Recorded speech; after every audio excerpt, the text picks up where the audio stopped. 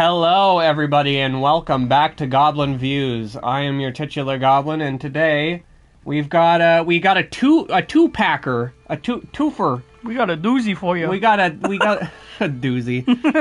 We're doing two reviews in one package today. The first being The Unbearable Weight of Massive Talent, and the second being The Northmen. We are going to quickly check the audio real quick, so... welcome to the Nick Cage podcast, where we talk about all things Nick Cage. Nick Cage podcast. Alright, so we can hear ourselves, so that's good. I guess we're gonna hop right into it then. I just want to say something, though. Because we didn't directly talk about this, but I think...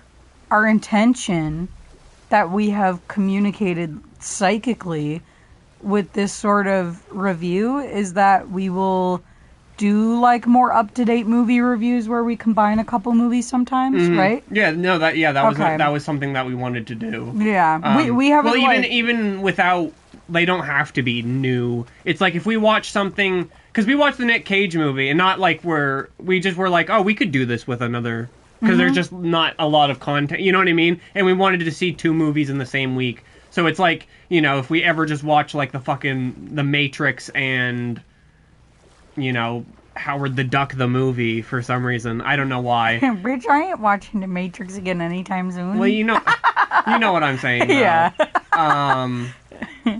We would, you know, obviously just put that together if we really, unless we really had a lot to say about The Matrix. You know what I mean? Also, I want to make sure, did you change this from God of War to just chatting? I have not. I will do that. Thank you. Okay, you're welcome. All right. You're welcome. And so, yeah, we're playing God of War today, because obviously we saw the Northmen, and it kind of goes with the theming. And also, like, Nick Cage just has the spirit of a Viking. Minus all the horrible shit. Except for the multiple women. Except for the multiple women. Did you hear that? What, he's like 53 or something? He's dating like a 27-year-old. They're having a baby? Oh my god, really? Yeah. Anyway, let's move. Anyhow. Let's get on to the actual... Not particularly relevant to this movie. No. Let's get on to the actual... review. We are going to be starting with the Unbearable Weight of Massive Talent. Directed by Tom Gormican. How would you? Gormican? Gormican. Yeah. It's the Nick Cage movie, as everyone keeps referring it as. It's the Nick Cage movie where he's Nick Cage and it's all about Nick Cage. And they only talk about Face Off. Yeah, they only talk about Face Off. I realize that wax figure in the movie, we'll get to it, but that wax figure is Castor Troy from Face Off with the gold guns. When does he use gold guns in Face Off? I don't remember him using gold guns in Face Off. In the end, at the boat scene. Oh, does he? Yeah. Okay. I mean, Face Off is a good movie, so... Not the one we're talking about today, though. No. Maybe someday. But yeah, let's just give our general thoughts about it, and then we'll get into some spoilers. What were your thoughts about it? I thought it was a pretty decent, good, like, it was a movie. Like, it wasn't the greatest movie I've ever seen, but it's not, like, I was saying to you after, it's a movie I could watch multiple times because it's just one of those movies. Yeah, it was just a really fun theater experience. A lot of, like, the jokes were actually hitting, and, like, people were laughing in the theater, so that was good. I was laughing in the theater. I don't think it's, like, a really amazing experience, but I had a lot of fun with it. Yeah, it was funny. It's supposed to be, like, more of a comedy. Well, it's funny because it's obviously a self-referential movie because they know it's like a movie where Nick Cage is playing himself. So they make a lot of jokes about that or whatever. But, yeah. And we'll do this no spoiler part. I guess just one of my problems, which I think you said first in the car on our way back, was that, like, it's not, like, Nick Cage self-referential enough. It doesn't reference enough Nick Cage movies, yeah. No, like, at a point, I feel like... It references Face Off a million times. Lot, yeah. And then it will reference, like, it references The Croods 2, like, once, I guess, because that was the most recent movie that had come out of his. And he just, like, says Con Air. Does he? Yeah, he just, like, it's not, well, it is a reference, but, like, there's no, like, joke. He just, like, says Con Air. Uh-huh. Yeah, well, I thought it was funny that they mostly only reference Face Off because specifically he hates John Travolta, who is also the other half of that movie. Mm-hmm. I know it's, like, one of his most well-received films. But it's just funny that that's the one that they chose to go with, the amount of jokes that they did. Mm-hmm. But I don't know. Yeah. One of the, like, Ghost Rider. Make fun of Ghost Rider. Ghost Rider. Like, you know what I mean? Like, something like that.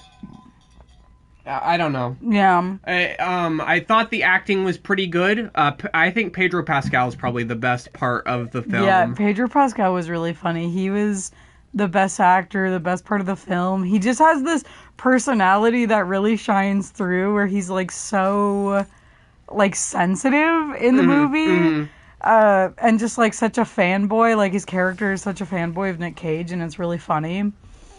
Yeah.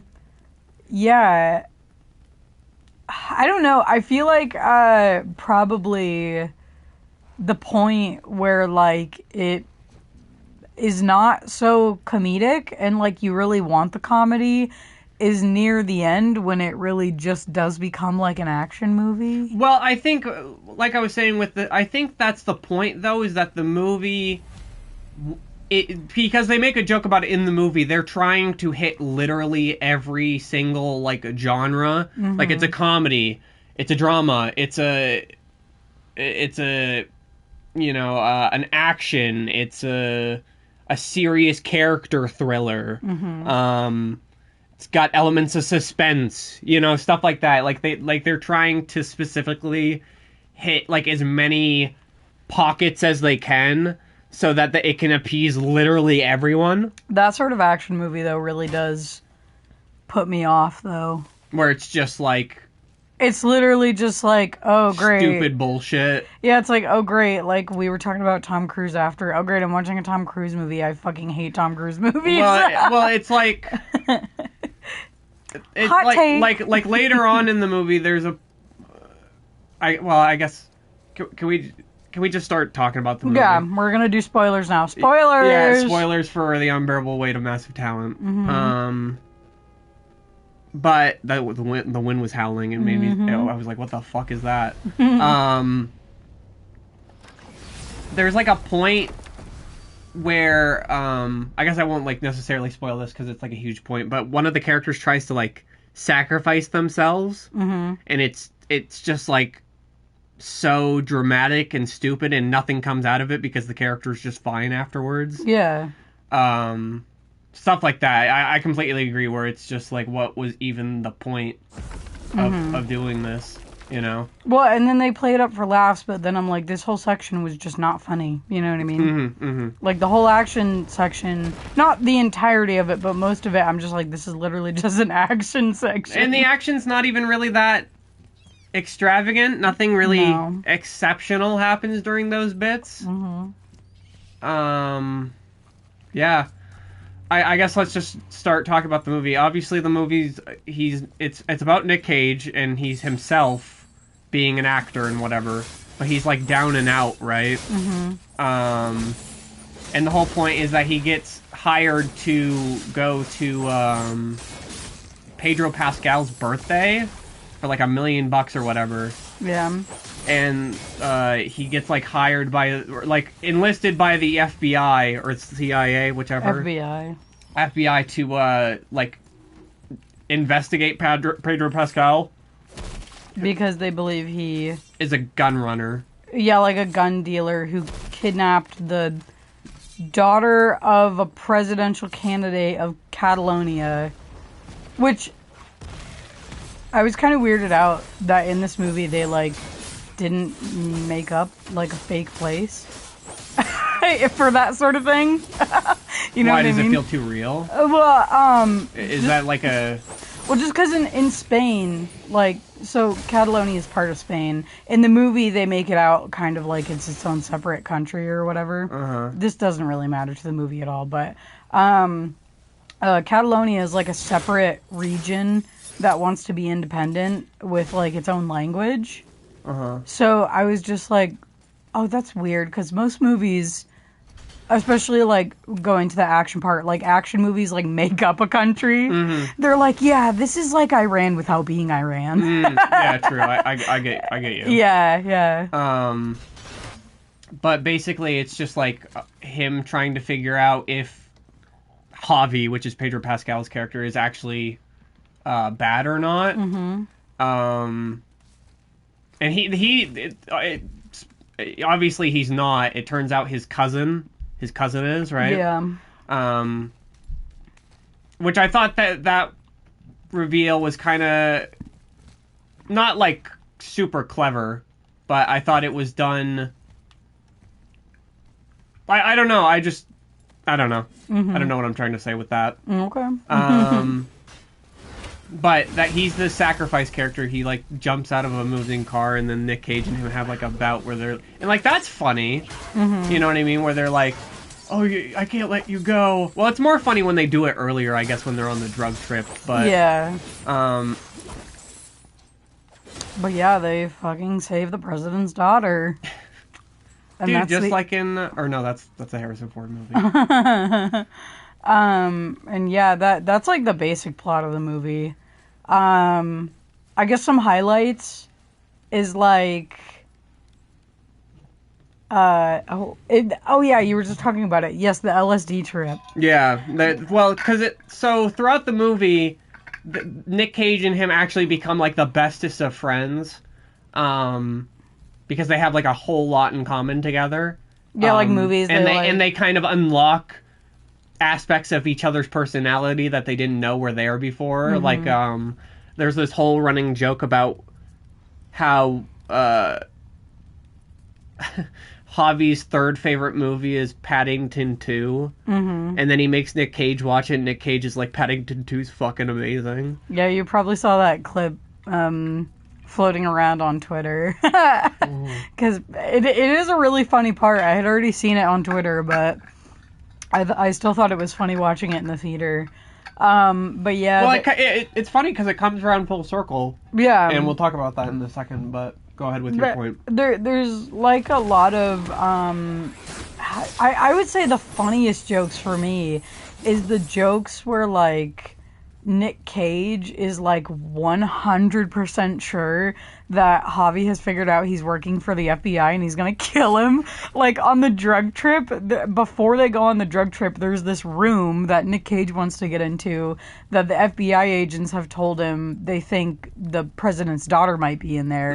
And so, or he's a presidential candidate. Yeah, presidential candidate. They don't want him to become the president. He's like the most likely to become the president. But the cartel doesn't want him because he's anti-cartel. Yeah. But anyway, so like after their big funny drug trip, Nick Cage goes back to the room and Javi finds him there, and Nick Cage is just like, "You gotta let me into that room, Javi." And he's just like, "Are you sure you want to see what's in there?" He's like, "This might change our relationship forever." Yeah, he's like, "You might think I'm a different person." And then he opens the fucking room, and it's like a Nick Cage fanboy room where it's just like props from movies and shit. Yeah. That's really funny. Well, and the thing I kind of like about the movie is that it doesn't really glorify, like, it glorifies Nick Cage, but it like also it doesn't shy away from the fact that he, like, they talk about that he has a problem with money spending quite a bit, like, because in that part he sees a wax figure of himself that Javi has, and he thinks it's fucking like the most grossest thing he ever has seen. But yeah, the Castor Troy one. Yeah, but he wants to buy it still for like double, almost triple the amount that Javi originally bought it for. Yeah, I think he says. Yeah, he's like, I bought it for $20,000. Like Nick Cage wants to buy it for $20,000, and Javi bought it for like $5,000 or something. Yeah, or $6,000. I think. Yeah. But. Yeah, I was gonna say though, there's another funny scene along the lines of what I was talking about, where they're shooting guns like at targets. Yeah. Did you go to the bathroom during this part? But I came back. During the end. Okay, well they're like shooting guns at targets, and the FBI agents have told Nick Cage, because Javi and Nick Cage are like writing a script together for a movie. Yeah, because that's like kind of how Nick Cage is, like, giving the act for why he's there. Yeah, is that they're gonna write a movie together because Javi wrote a screenplay or whatever. Yeah, and it becomes self-referential in the sense that the movie ends up being the movie that they're making in the movie. Yeah. But yeah, they're talking about this script and how like beforehand it was like a really serious movie, just like about a relationship between two guys. And then the FBI agents are like, well, Nick Cage, you should suggest that there's like a kidnapping scene so that Javi may reveal like how he would act during a kidnapping or reveal her location. And so, which is fucking, I think that's so stupid. Yeah, he suggests that to Javi while they're shooting these targets. And then it's just this scene where Pedro Pascal's character gets more and more aggressive and just looks like he's gonna fucking unload buckshot into Nick Cage. Like he knows that he's figured out he kidnapped someone. And it's funny because he has no ill intentions at all towards Nick Cage. No, yeah, at the end he goes, I know what's going on with you. You have unresolved issues with your family. Well, yeah. That's another point with the money thing, is that he's a really bad dad. Like, they make him not a really bad dad, but he's a bad father. Yeah. You know what I mean? He's, like, going through a divorce, like another divorce in the movie, and stuff like that. I do like that a lot, that they were willing to make a movie about someone, but not just make him perfect. Yeah. You know what I mean? Especially when he's a producer on it. Yeah, there's only 2 producers and he's one of them. So that is cool. It's cool that he was cool with that too. You know what I mean? Like being able to make fun of that stuff, because I feel like a lot of people in Hollywood would not be fine with fucking doing that. You know what I mean? Yeah. Any other highlights or low points you want to talk about? Well, just like I guess the end of the movie is that they just kind of all become friends in the end. Like they make the movie and it becomes like a huge success or whatever.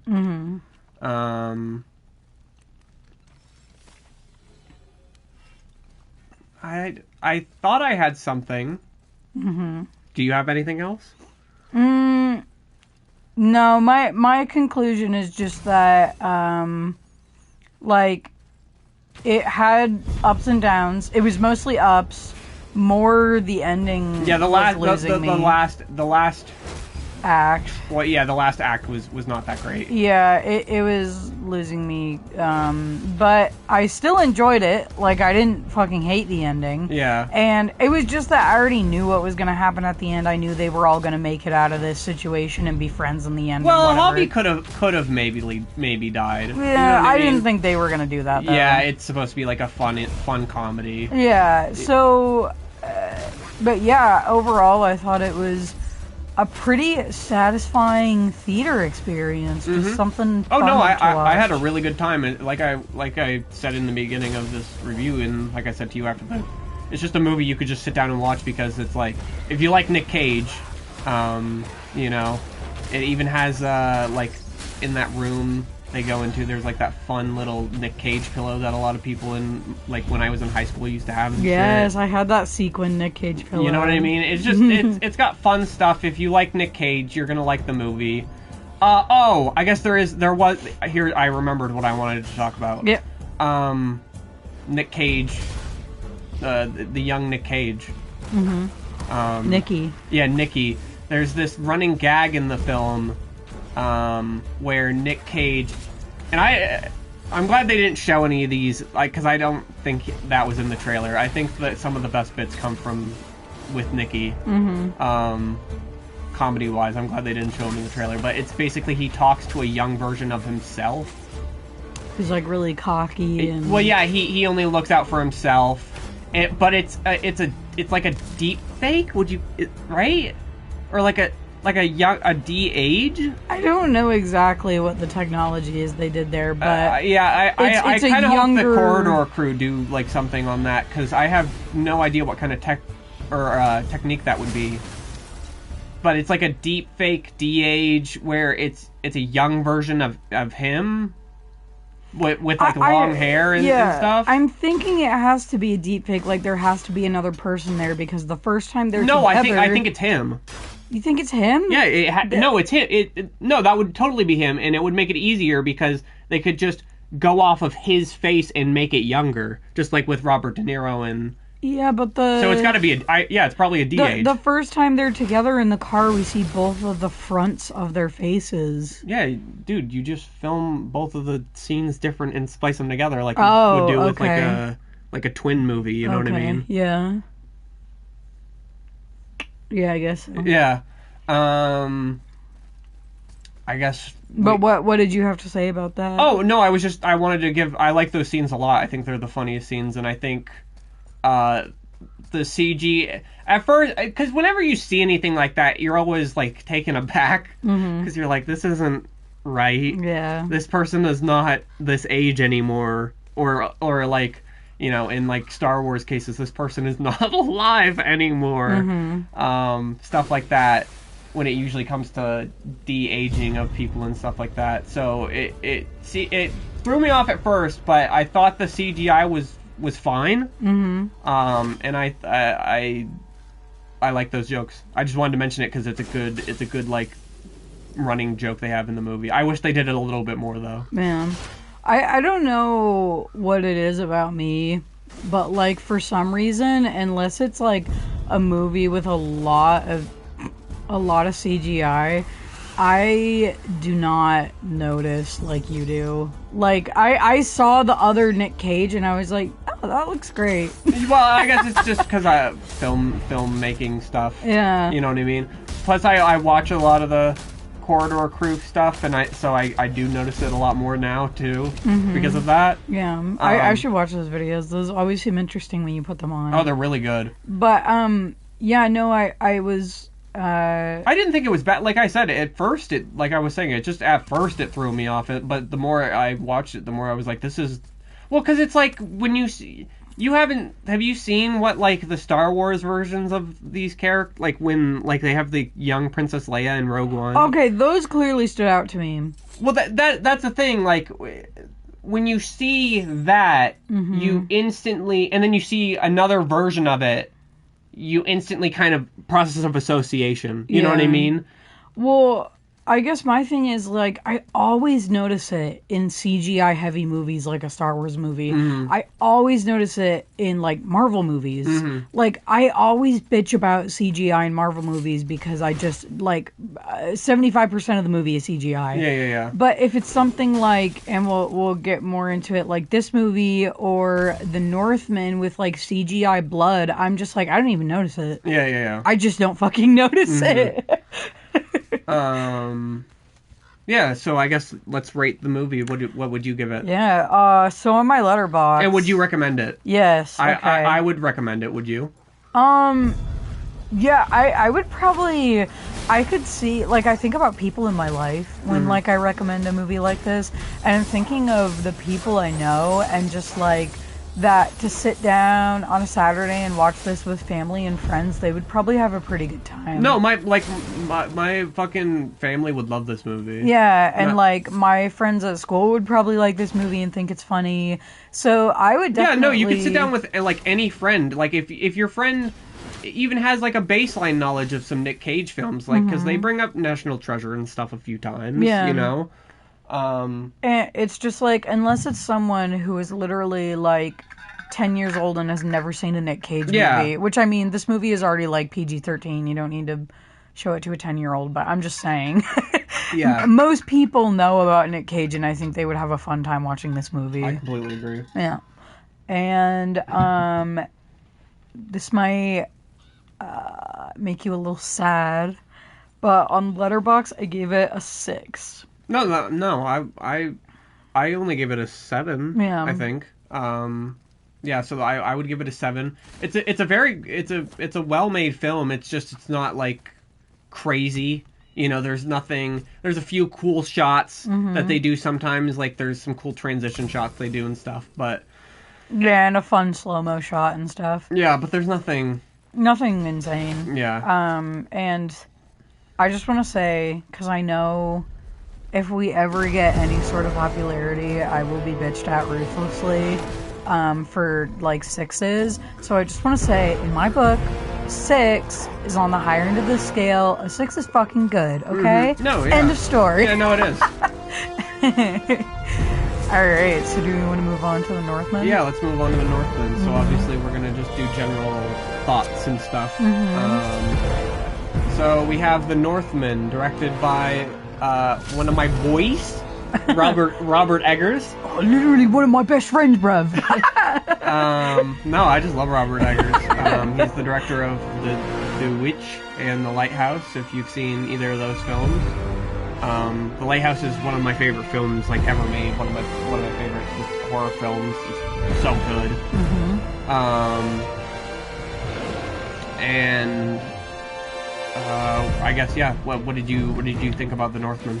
Okay, I may not seem like it on the camera, but I'm like fucking vibrating with energy whenever I think of this movie. I had such a good time. I fucking loved this movie. I will get into it later when I give recommendations, but I think, you know, certain peoples would enjoy this movie, but for me, it's just like, I am a big fat fucking nerd who, like, literally reads prose from, like, you know, Norse sagas and from, like, you know, Middle Eastern mythology stories and stuff. So to see this movie and to see it done well, especially after some fucking brutal disappointments I will talk about, and like how good this is, especially when it's like Robert Eggers working with a big studio and there could have been a lot of things that went wrong. I was really happy and impressed, and I had an amazing time at the movie.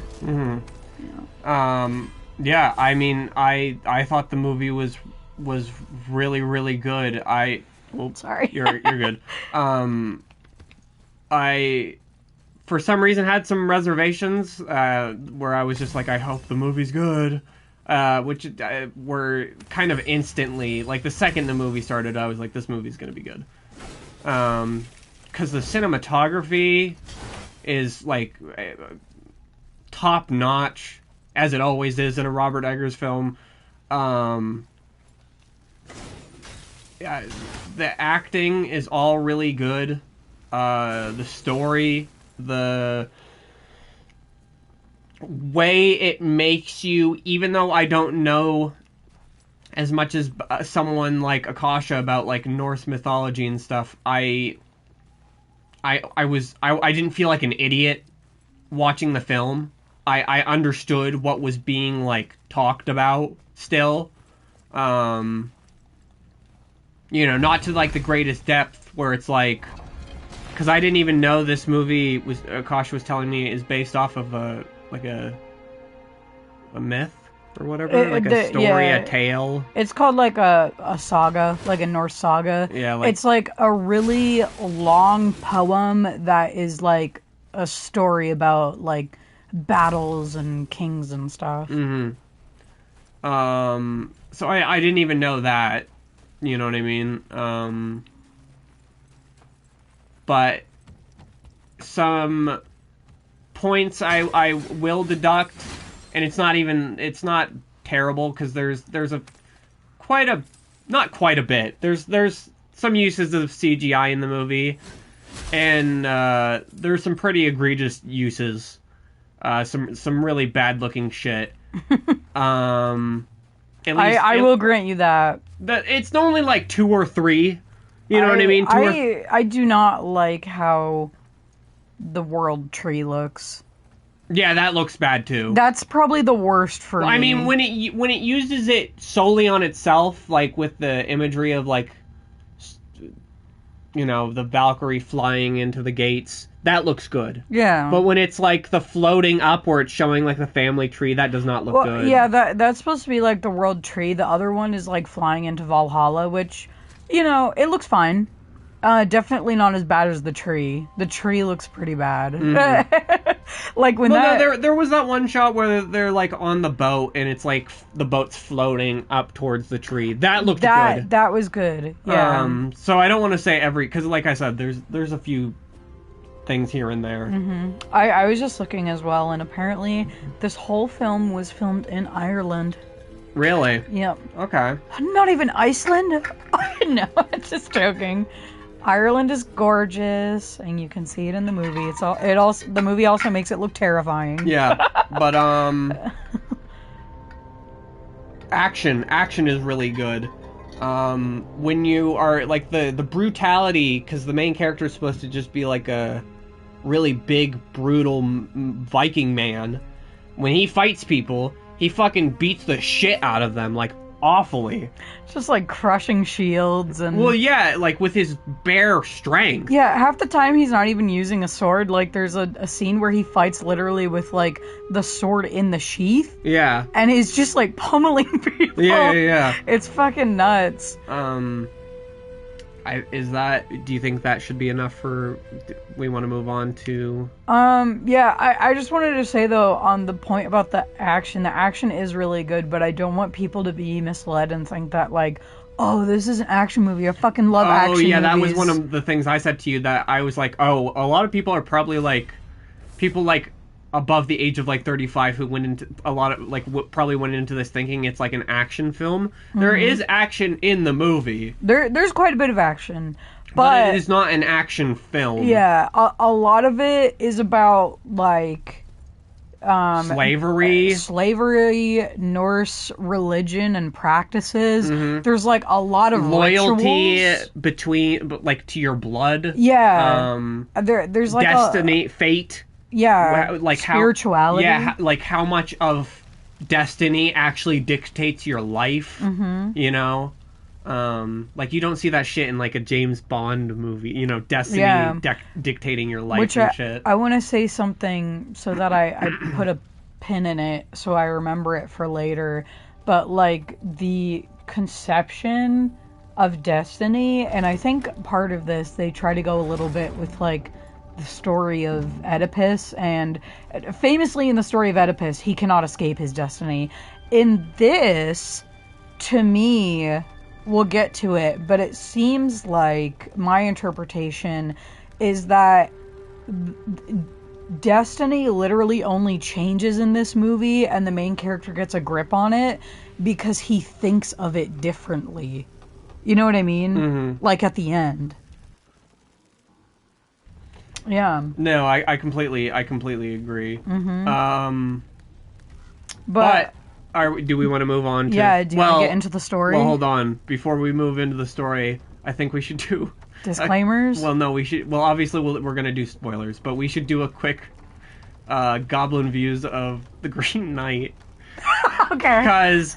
Wait. A lot of comparisons came to us with the Green Knight. Yes. Okay. So well... Do you want to go first or me? I would like to, if I could. Okay, go ahead. It's not that it's very much the same... It's not the same movie as The Green Knight. Don't get it twisted like that. And The Green Knight is its own story from a different culture. Yes. Yeah. But it is the similarity of... This is a tale of religious mythology that is being presented to us. And the Northman is a million times better. Even though it's basically the same sort of structure. Like, in that it's adapted from, like, an old myth. Mm-hmm. Like a legend. Well, and it just, like, even the way it starts, it's the exact same, where it's like the king's coming home. Yeah. You know what I mean? I couldn't help but notice that. I was like, what the fuck am I? So... And it's also, like, in a darkly lit, like, throne chamber room. Mm-hmm. Yeah, did you have more to say? Well, you can go ahead. What were you saying? Yeah, so I was gonna say, so I quite liked the Green Knight overall. Overall. For me, I did not. Like, right now I have it as a 5 out of 10 on Letterboxd. Let me see what I have it because I think it has nice visuals, and... Sometimes.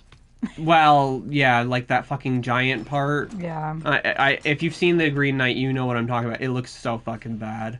I said, okay, I'll take back what I said about the Northmen, because I think the CGI is still bad, but it is not that level of bad. No. And I think the Green Knight's just boring in its storytelling comparatively, because there's a lot of similar scenes where it's just characters sitting and talking in old-timey fucking speak.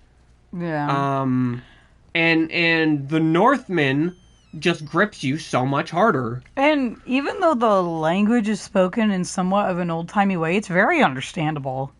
Maybe sometimes you need some subtitles because someone's too gruff. I was saying there were some characters where it's just like big burly men. Like the guy who's the father in The Witch. His voice is so fucking deep. He's in this for like a cameo appearance.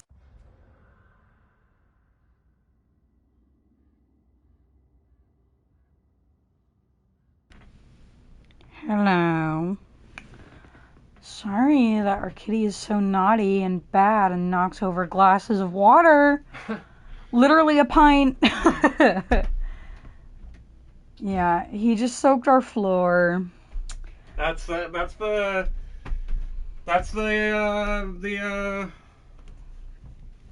price you have to pay for having a live review series, you know what I mean? Sometimes shit like that's gonna happen. And having a cat. Well, no, but I'm saying with more regards to the stream, you know what I mean? No, I know. But, yeah. I'm just gonna... Can I just check to make sure that the audio's still all good real quick? So say something. Yeah, Davey can go sit in the corner and fucking cry. And he will. Ugh. I can't believe he did that. Mm-mm. Okay. So we ready to get back into it? What were we even talking? We were talking about the Green Knight. Yeah, I know. What were we saying though? You were talking about the CGI. That's bad. Yeah. Boring in its storytelling. I think we already said basically all we needed to say about. No, I wanted to say my part, which was. Did you? Okay. Go ahead. It just about like storytelling, where I get it. Like, it's fucking hard to take something that is so remote from our experiences today, like a legend like that, especially something where like, especially with a tale like the Green Knight or with Norse sagas or like Beowulf, things just happen. Like, things just keep going where it's like, and then he fucking fought Grendel, and then he fought Grendel's mother, and then he fought a dragon. And that is a problem that is not solved in the Green Knight through innovation or through tweaking the storytelling at all. Things just happen. This dude is like, okay, now I'm in the land of giants. Okay, now I am at the house of this weirdo who wants to fuck me. Like, things just happen.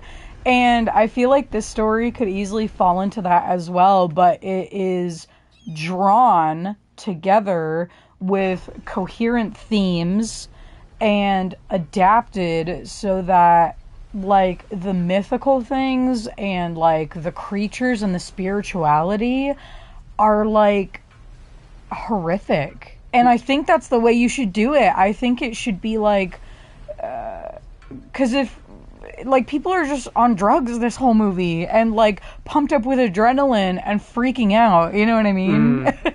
And I think if you want to include all those, like, crazy mythical aspects in any sort of way, you need to, like, heighten it some way like that and make things make sense with, like, the core of the story. Not just, oh, the questing knight went out and he defeated this thing and this thing and this thing. You know what I mean? Yeah. Yeah. So that is the end of our shitting on the Green Knight. We'll now actually get into the story of the movie. Yeah, alright, so we'll talk about the spoilers for the Northmen now. Yeah. I'm just wiping off my book a little more. Go right ahead. You destroyed it. But we start out. So this film is about it's Hamlet, kinda. Which I thought was cool because Hamlet's my favorite Shakespeare play. Yeah, this and I just want to say on that note, this is like one of the precursor stories to the actual Hamlet story. Yeah, like in real life. Yeah, it's about a young boy who is a prince. His father's played by Ethan Hawke. Who's a king, and he comes home from. You said probably a Viking trip? Yeah, questing. Like questing, or they never explain what he's doing. No, but he's doing something. Well, I don't know how accurate this is, but the Wikipedia says after his overseas conquests. Yeah, whatever. Yeah, whatever. He comes home and we basically get a scene with we meet his mother, played by Nicole Kidman. What are their name? The thing is, even if I know their name, I'm gonna butcher them. The queen's name is Gudrun. And Ethan Hawke is King Arvindale Warraven. Well, Warraven is his title. Or whatever. But and the prince is Amleth. Yes. But yeah, Alexander Skarsgård, he becomes later when he's a man, is Amleth. So we meet them, and basically after the father comes home, Amleth is given this like drug ritual with his father, and Willem Dafoe, who's like the jester slash like religious man. Yeah, the church, not church, but like, big pagan practitioner. Yes, there you go. And they have a ritual basically where Amleth promises that if his father is ever struck down, he will avenge him. Also, it's like a ceremony preparing him for being a man. But basically, the second they leave that, Amleth's father is swiftly murdered by his own brother, Fjolnir? Fjolnir. And it basically sets off this catalyst where Amleth he escapes with the notion that he's going to come back, save his mother, because Fjolnir takes his mother as his bride, and he's going to save his mother, avenge his father, and kill Fjolnir. So we... kind of the mantra we got going on, chant. Yeah, we cut to many, many years later, assumedly like 20-ish, where Amleth's a man now. He's a Viking. He's like in this Viking group. Yeah, he's living among Vikings in the Kievan Rus, which is like...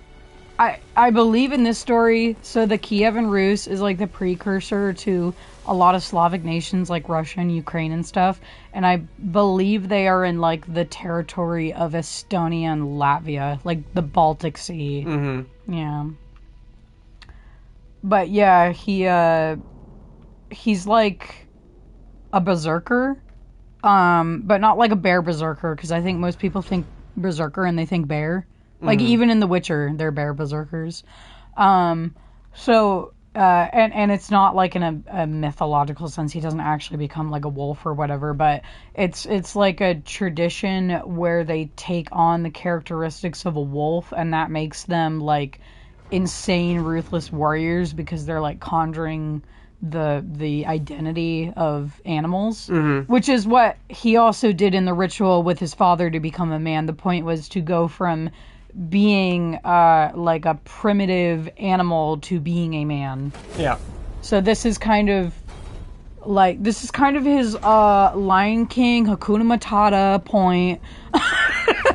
Oh yeah, there's a fucking stock fart.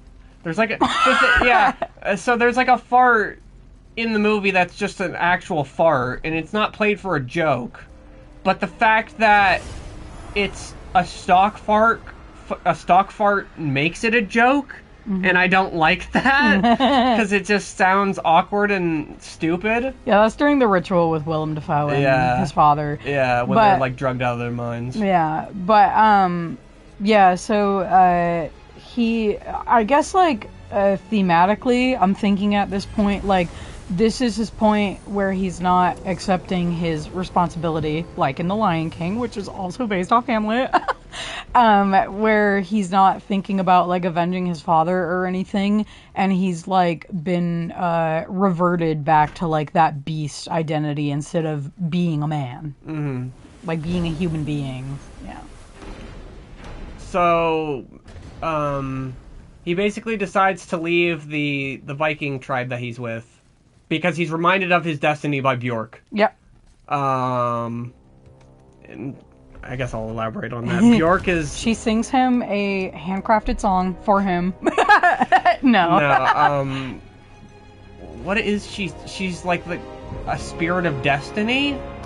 I guess they say, like, in her title that she's a seeress, but that would suggest, like, she actually has, like, a physical place in the world, but it really doesn't seem like that, because she just disappears. So I would say she's kind of she's not supposed to be, like, a real person. Yeah. I'd say she's like a spirit, I guess. Well, she basically reminds him of his destiny, and makes him decide to find wherever his uncle is. So, oh god, what happens immediately next? So what happens is he learns just from like Viking gossip, Viking tea, that they burn down a village, and he's part of like a whole pillaging where they kill literally everyone there. And then he sees Bjork. Well, yeah, but no, they take some of the people, and some fellow Vikings come and ask to take some of the people as slaves to bring them back to their... Remember, because they work for Fjolnir. Well, no, they don't necessarily work for Fjolnir. They might, but they are slavers who probably delivered slaves across... Well, to Fjolnir. Well, yeah, but they probably deliver them to, like, everyone in the region. Maybe. Yeah. I would guess. Yeah. Just because of the culture. So these slavers come, and he sneaks on their boat. Yeah, he sneaks on their boat to go to Iceland, where his uncle is now living, because he learns from the Viking gossip that they no longer live where they used to, because Harold of Norway took over their homeland. So Fjolnir and like his people have basically fled to Iceland, and that's where they hang out now. Yeah. We meet Anya Taylor-Joy, her character Olga, which is our main character's love interest, but she's also a witch who doesn't even do witch stuff. No, she does one thing. She does one witch thing. Yeah, which kind of sucks. I guess she also sends him a message, like, spiritually through his head. That's true. Yeah. That's true. But she only does two things. So she's there.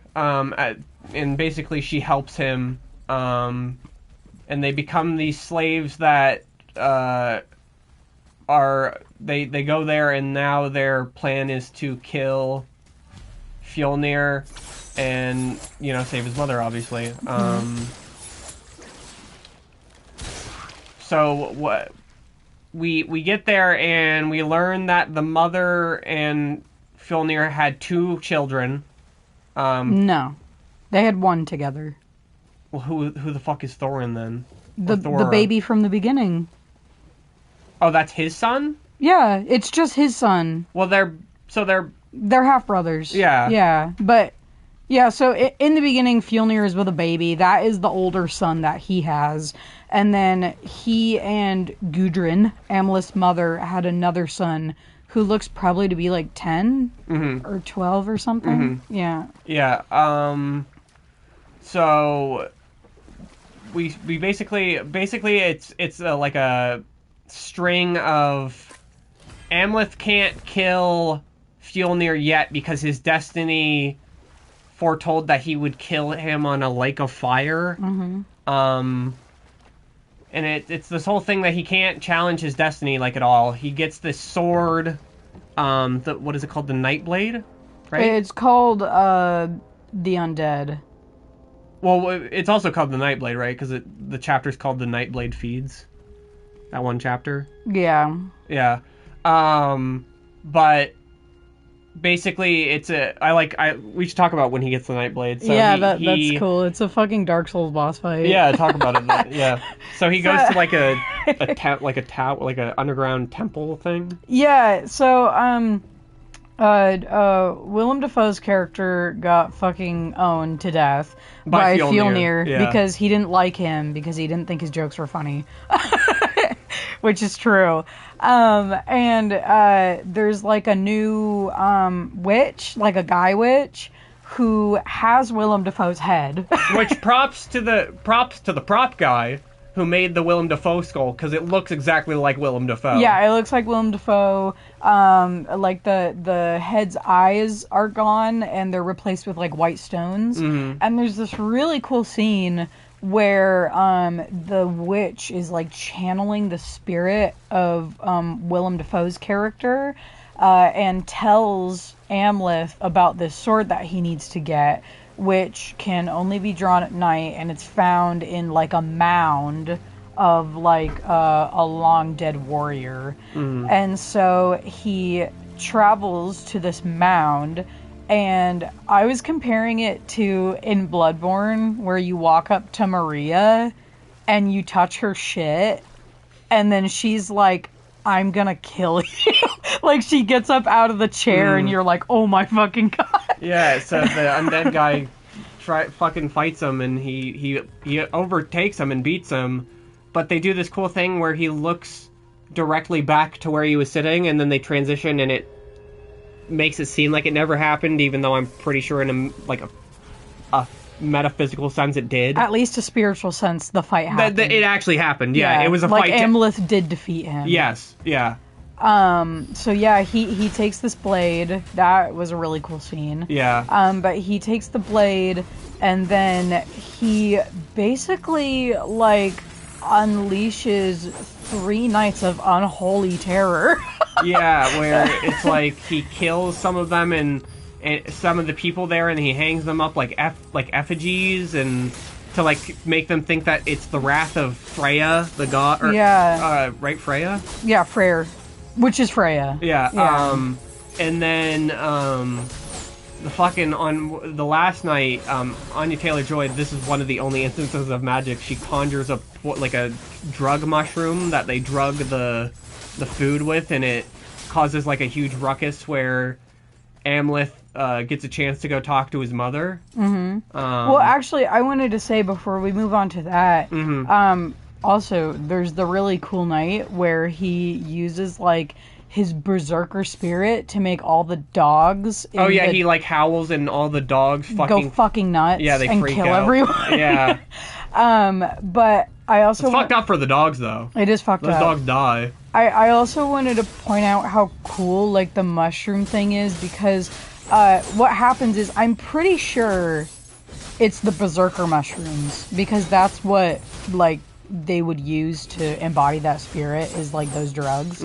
But after like 3 nights, these people have been so paranoid and are looking for enemies and demons like at every corner that I think he and Olga know for a fact that because they have not been disciplined as like berserkers under these drugs, they will just freak the fuck out and kill themselves, which is what they do. Yeah, well, because, like, one of them stabs their own throat out and shit. Yeah, because he thinks he's like being killed by like a demon. Yeah. Which is nuts. It's pretty metal. Yeah, so do we want to go to the conversation with his mom? Yeah. So basically, the mom Nicole Kidman, she reveals that she was the one who asked Fjolnir to kill her husband because they were in love together, because it turned out that Ethan Hawke, Amleth's dad, enslaved, like, originally Nicole Kidman was a slave and forced himself upon her to conceive Amleth. Yeah. Which, like, obviously as an audience we didn't know. But she's also basically crazy too, because she tries to, like, trick Amleth. I don't want to be, like, outright about what actually happens.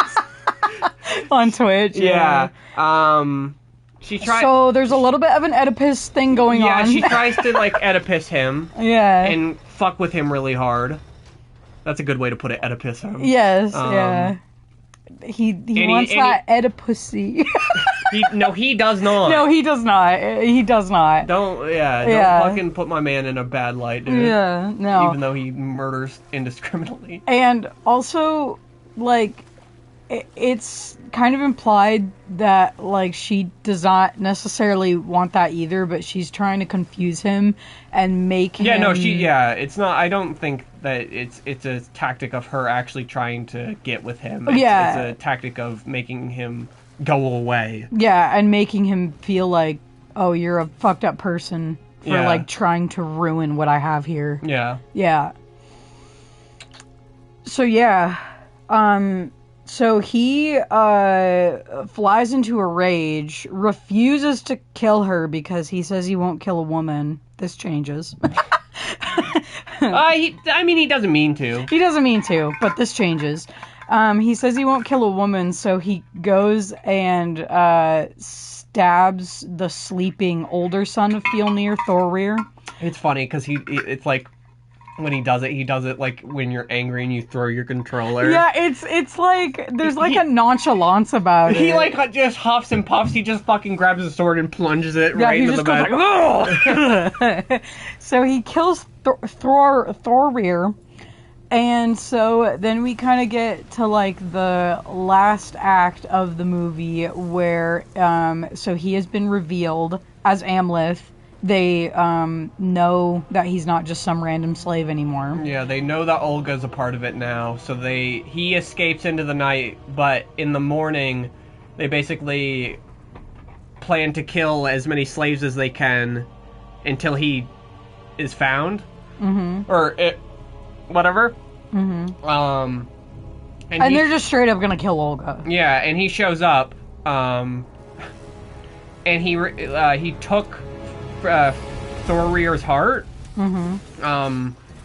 Which I guess, could you explain that part? Because, like, obviously it's like a traditional thing. Because in a real life sense, if somebody was like, you know what I mean? If someone like had killed your son and then was like, I'll exchange a hostage for a heart. Yeah. You wouldn't do that. But that's what happens in they almost comply, but they capture him. Yeah. Olga escapes. It's because... In the chaos or whatever. Yeah. It's because it's like a thing where having the whole body, especially something as important as the heart, is very important to finishing the entire ritual of being able to move on to the afterlife. Like, his body needs to be whole so he can be whole in the afterlife. And it's just like... It's just kind of like a humiliating thing that he did, like taking his heart. Mm-hmm. Yeah. Okay. But basically, he gets captured and tortured because they want to find his heart. He does not reveal it, but they decide to have the funeral anyway. He escapes because crows save him. Ravens. Ravens. Yeah. Which are the spirit of his father and the Allfather Odin. Yeah. It's kind of crazy because they give you, like, this, thing where you're supposed to be like, oh shit, well, like, is Amleth wrong to ruin, like, this family dynamic because his father was such a bad person? But then also, Odin is backing him the entire movie. Like, literally Odin. Mm-hmm. Odin, the entire movie, is like, go ahead. Yeah. So basically, we then cut to another night of chaos that happened. Why does or he just, like... He frees all the slaves. Oh, yeah, he kills everybody and frees all the slaves. Mm-hmm. Or, oh, yeah, because he escapes because Olga saves him. Mm-hmm. Like, Olga picks him up after the ravens, like, peck his bonds. Yeah. Yeah, she comes, picks him up. He goes back the next night and just causes chaos. He frees all the slaves, kills like a bunch of people in the camp. Oh, well, we didn't mention what happens when he goes with Olga. That's when the ship, they leave. No, this is after. Because he frees the slave when he goes back. I'm pretty sure, right? Oh, yeah, you're right. You're right. You're so right. Yeah, okay. Rewind. He doesn't go back to the camp yet. So Olga saves him, and she convinces him to leave with her because she's pregnant. Well, I guess she's pregnant, but she doesn't reveal that yet. But she basically convinces him that destiny isn't the most important thing ever for like 2 seconds. And that they should just be together because they can go to his relatives in the Orkney Islands and probably be safe. Yeah. Yeah. So they do that, but while they're on the boat, it's revealed that she's pregnant. And then he like starts to freak out, and he's like, oh shit, my children will never be safe. Until Fjolnir's dead. Yeah. Because I killed his son. So he's gonna want revenge. So he jumps off of the boat and leaves Olga bawling. He goes back and causes all this chaos we started describing, where the slaves like start to burn the village and everything. And while all this is going on, he's seeking out Fjolnir. So he goes to their house. Yeah, their house to kill Fjolnir. But what happens is Gudrun, whatever, Nicole Kidman's character, the queen, she was like hiding in one of the rooms with her son, Gunnar, and the youngest son that she had with Fjolnir. Yeah, and so she jumps out and tries to kill Amleth. She gets a pretty good shot in. Yeah, she like slashes him across the stomach. Yeah, and but like in defense of himself, he kills her. And then the kid, Gunnar, comes running out and gets on his back and just stabs the shit out of his shoulders. Basically, it's a very swift move, very efficient, where he throws this kid off his shoulders, and as he's throwing him, just swings the sword at the same time. Yeah. And he kills Gunnar too. And so then Fjolnir shows up, just like this. Fjolnir shows up, he picks up his kid and starts dragging Nicole Kidman off, and he's just like, okay, we're gonna go fight in the Lake of Fire, bitch, let's do this, we're gonna throw down. So yeah. But yeah, so basically the end of the movie is they meet up at this volcano, and they fight shirtless. Naked, butt naked. Are they butt naked? They are butt naked. Really? Yes. They fight butt naked, which like in lava, in like not in lava, in lava, but around lava. Yeah. It's like, of course you're fighting like at the summit of a volcano. Of course you're gonna be fucking butt naked. You know what I mean? It's hot. I guess so. It's really hot. Also, your clothes would start to burn. You know what I mean? True. But yeah, you want to continue? I guess they fight and they both fuck each other up, but they finish each other off. Basically, they both kill each other, and that's how the movie ends. With like Amleth knowing that his kin, because he's given like a future vision that he keeps having these future visions. They don't explain where he gets them from. Probably from Odin. Maybe, yeah. But he has a vision that his children are gonna be royalty. And he dies knowing that he died in battle, so that's honorable. So he gets to go to Valhalla. And he knows that his family's gonna be safe. Which, this is the part I wanted to talk about, because there's this thing about, like, fate and how he has to choose between going with Olga and, like, getting his revenge. And, so basically it's like his family versus revenge. And at the end of the story, so when he's talking to Olga for the last time, she's like, you are choosing revenge over our family. And he's like, no, I'm actually choosing both. So, like, his whole destiny alters only because of the way he thinks about it, where he goes, I saved my family.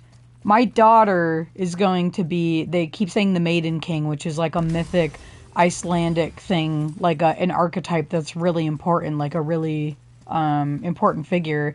And so when he kills Fjolnir, but as he's dying, he's like, I don't fucking care. I won. I beat fate. Even though if things were, like, if he just thought about things a little bit differently, like, no, he didn't. You know what I mean? Yeah. So I really thought that was really good. Yeah. But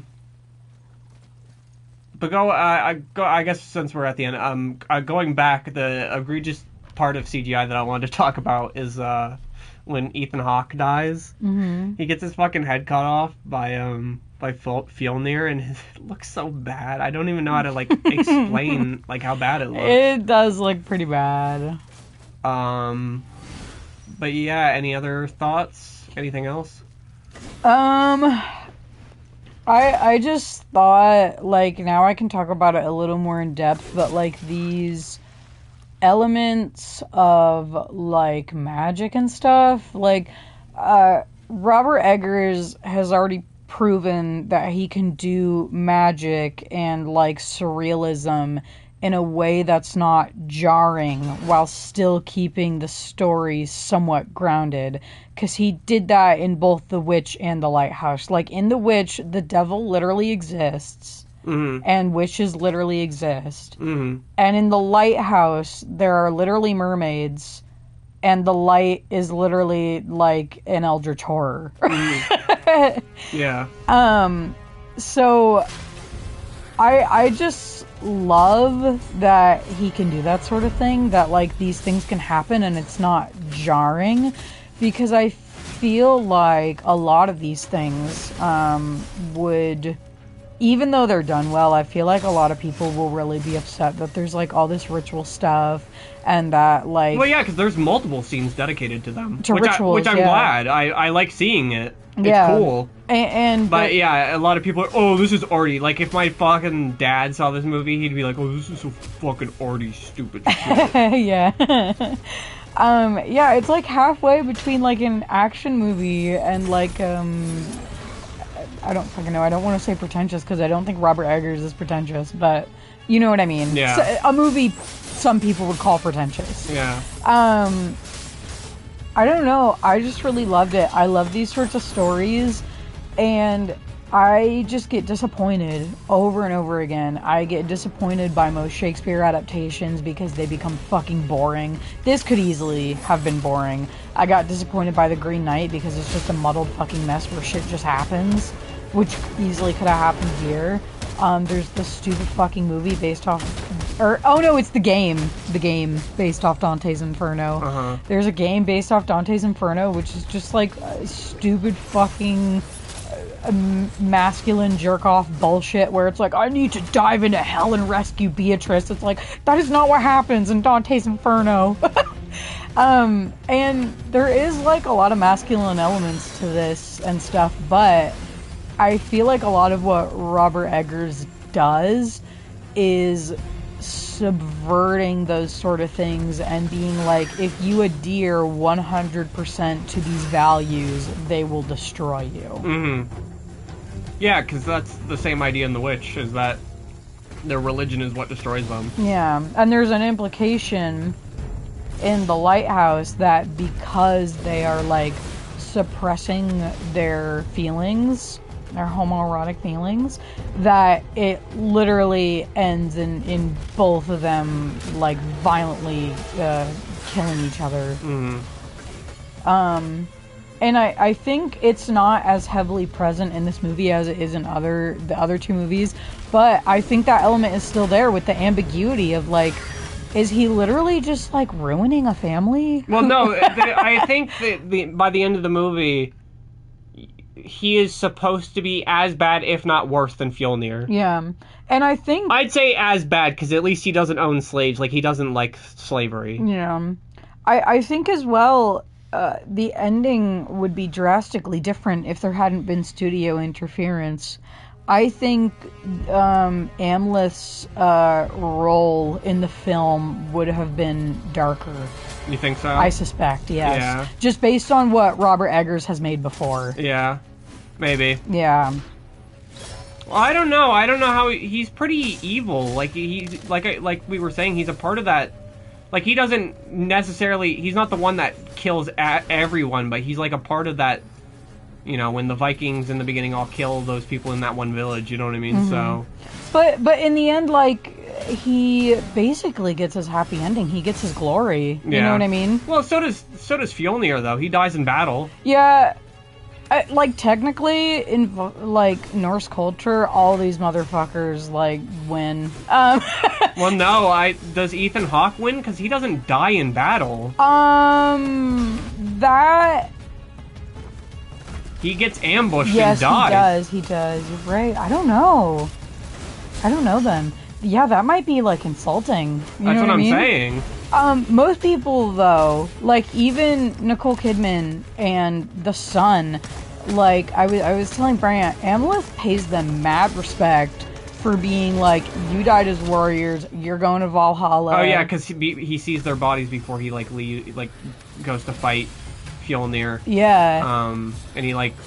says that you're going to Valhalla or whatever. Yeah, he's like, see you in Valhalla. Because they did die in battle. They did die in battle. Yeah, they fought him and they died because of it.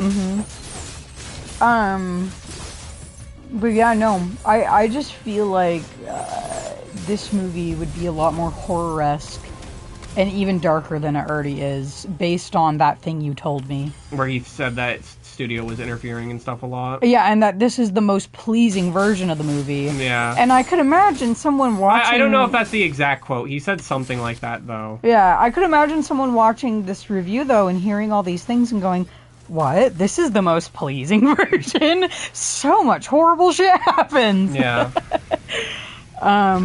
So yeah, I think it would be... maybe have more of a horror tone, because you can kind of see how he wants to do that, like in scenes where he goes into the mound and fights the, like, old dead guy. Yeah. And also, like, all those nights where he's just, like, torturing everybody. Yeah. Yeah. I don't know. I just said a lot. What do you think?